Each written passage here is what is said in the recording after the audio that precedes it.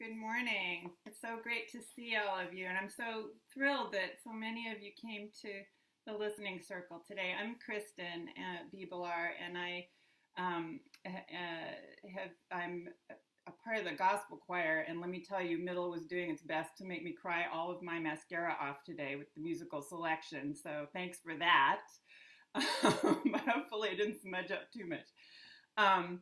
And I also am a member of the Reparations Task Force, the Middle Reparations Task Force, and we're going to talk a little bit today about what that is, what work we've been doing. You're going to hear from some other members of the task force.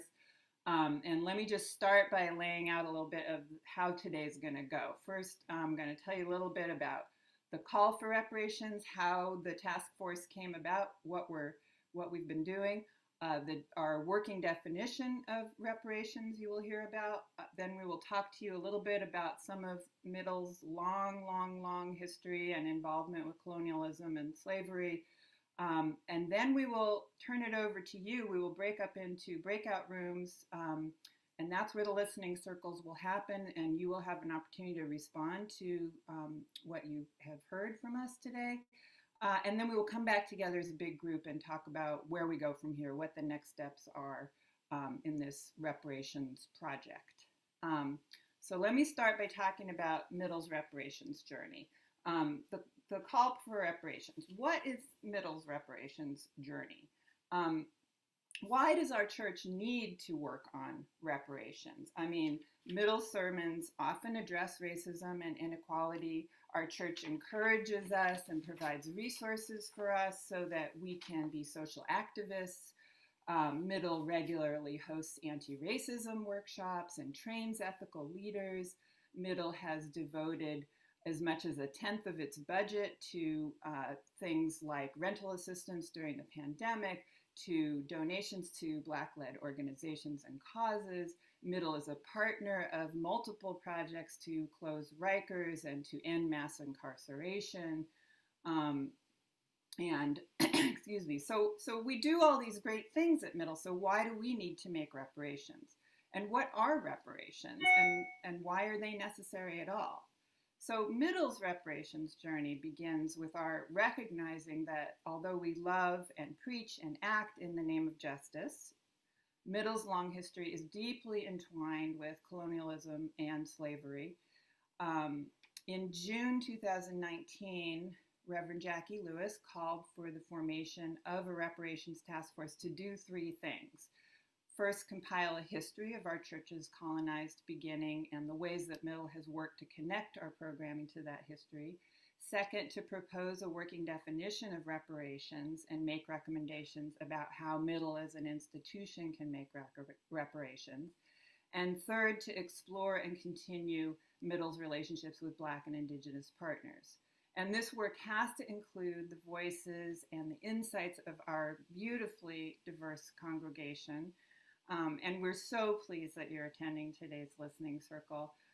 We invite you to participate in helping Middle make its reparations journey in whatever way you may feel called.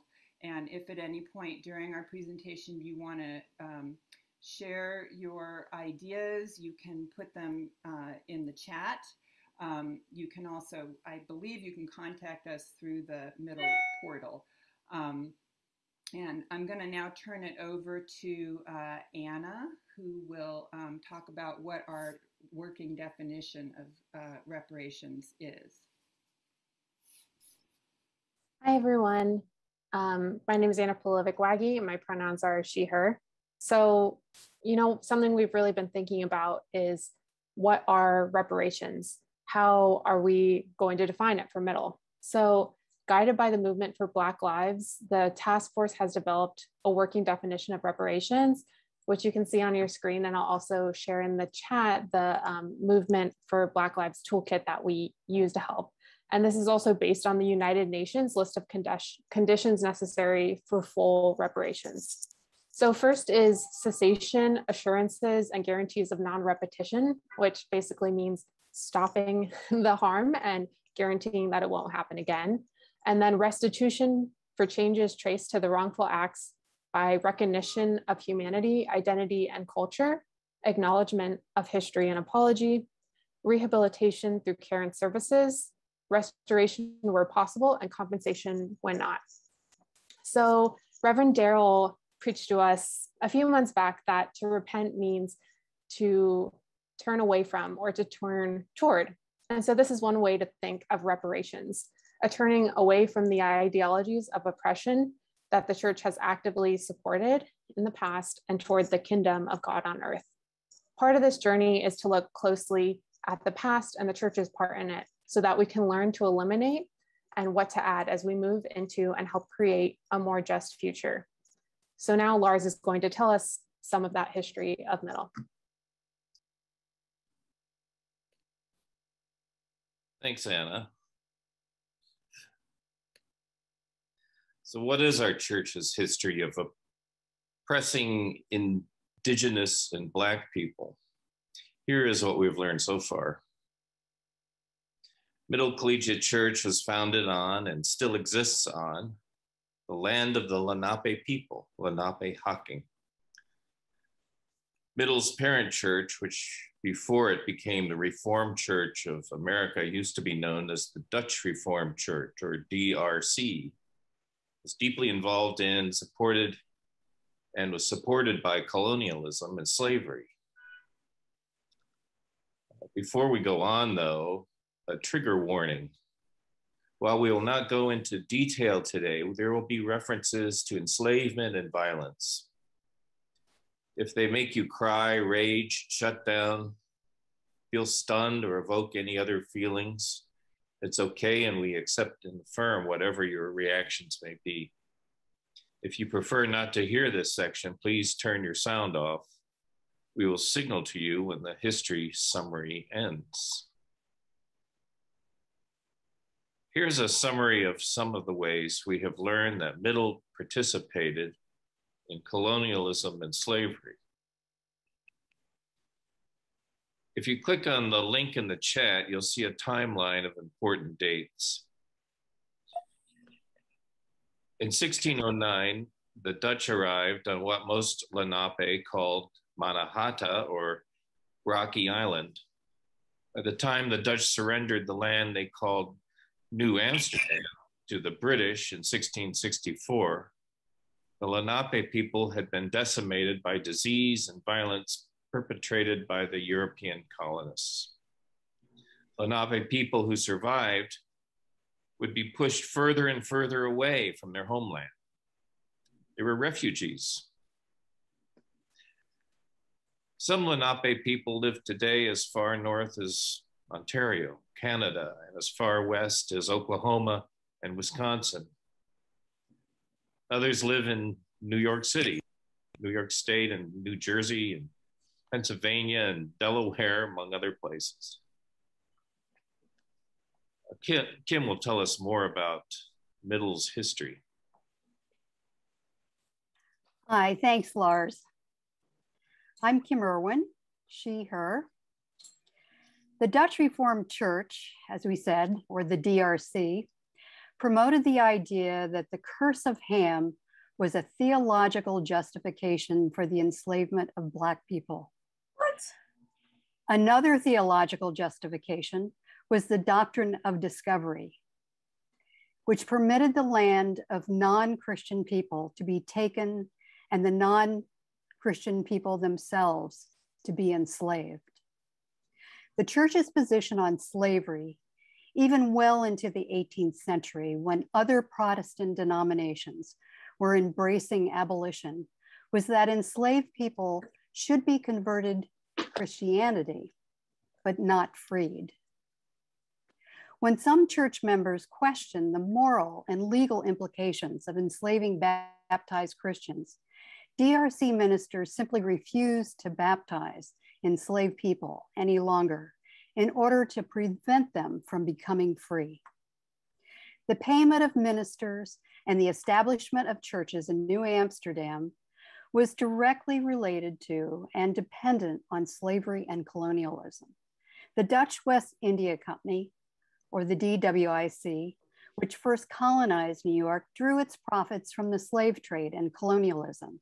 It functioned as the colonial government and was responsible for bringing DRC ministers into the colony, paying them and constructing churches.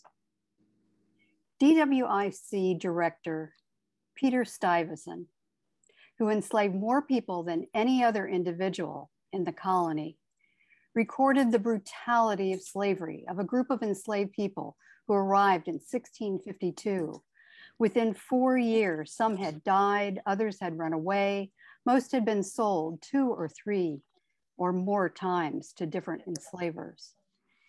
DRC and RCA ministers exploited the labor of enslaved people. Enslaved people worked in the home of Reverend Meha Polensis, the chief minister under Stuyvesant. Reverend Samuel Dreisius and his wife enslaved people also, including a 10-year-old girl. Reverend Archibald Laidley, who preached at the Old Middle Church, enslaved at least 3 people. In 1770, the consistory of the New York City DRC, led by Reverend Johannes Ritzema, accepted as payment for debt a young Black man. The church ignored these wrongs and continued to celebrate many of the perpetrators hundreds of years later. Laidley is praised in RCA literature for his introduction of English language services and his support of the American Revolution. Even today, before the fire, a portrait of him was displayed at Middle Collegiate Church with a plaque noting his enslavement of people, not as a terrible stain on his memory, but as a sign of his economic success. Kristen will now tell us about some of the ways individual church leaders were involved in colonialism and slavery. So wait. Hi, okay. Hi, thanks, Kim. So I gather that people probably want to respond to this, and you're gonna get a chance to respond to this history. It may be very new to some of you, and I recognize that it can be shocking to hear. It was shocking to us when we started learning about it. So hang on to your reactions, and you're gonna have a chance to put them out there when we get to the listening circle, which is coming up in just a minute. So let me try to get through a few more factoids, and we'll move on to the listening circles. So until Middle burned down in December 2020, a mural tablet that had been installed in 1900 was located on the south wall of the sanctuary. I used to sit under it all the time because that's where the choir would sit before we went up to sing. The plaque honored 3 men who were instrumental in establishing the church in the Dutch colony and in colonialism and slavery. I think there's the plaque. There it is. Some of you may remember it. Peter Minuit was one of these men. He was a director of the DWIC and an elder in the church. He established the congregation that is today the collegiate churches, and Middle is the oldest member of the collegiate churches. Minuit is said to have, quote unquote, bought Manhattan from the Lenape for beads and other goods worth about $24. But the Lenape understood this exchange as an agreement to share the land, not to allow Europeans to take it or expel them from it, which of course the Europeans soon did in brutal fashion. Another person on the plaque was Jan Kroll, who was a DRC lay minister and later a DWIC director, and he purchased enslaved people.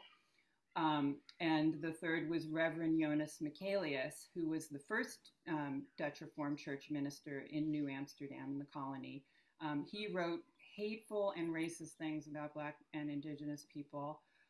He recommended to the DRC authorities a plan to kidnap the Lenape children from their families and communities in order to convert them.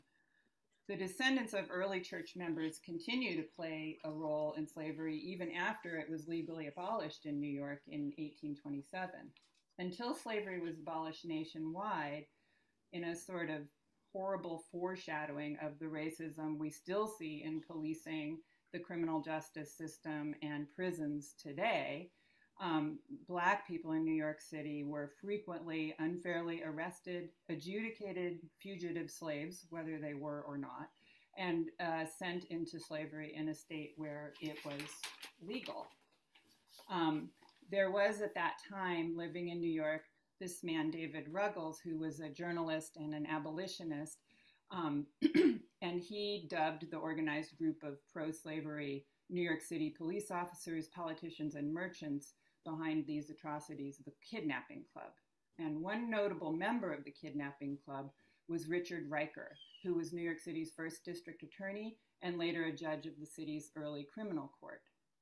Richardreicher was a descendant of a Dutch colonist, Abraham Reicher, or Reichen, and Rikers Island, where we are now seeing the terrible results of this institution's racist history in the human rights crisis that is unfolding there right now today, that we're reading about in the newspaper every day.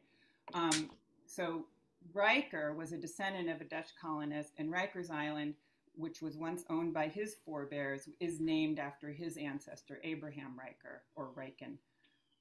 Today, the collegiate churches of New York, including Middle, continue to benefit from the Dutch wealth that was developed during colonial days.